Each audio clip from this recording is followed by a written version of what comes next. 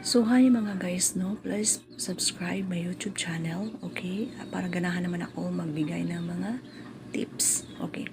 So mga guys, no, saan nga ba tayo magfo-focus sa weekly challenge or yung sa pag-upload ng mga videos?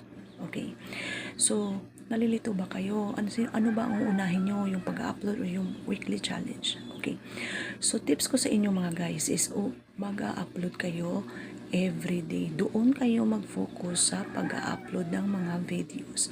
Text man yan, photos man yan, your stories, or kung ano-ano pa. No? And then mga guys, no, original talaga ang i-upload nyo doon. Hindi yung videos ng iba. Videos ng iba, boses ng iba, hindi. Kailangan boses mo, video mo, mismo, gawa mo. Okay? Yun lang talaga mga guys. Mag-focus kayo sa pag-upload. Okay?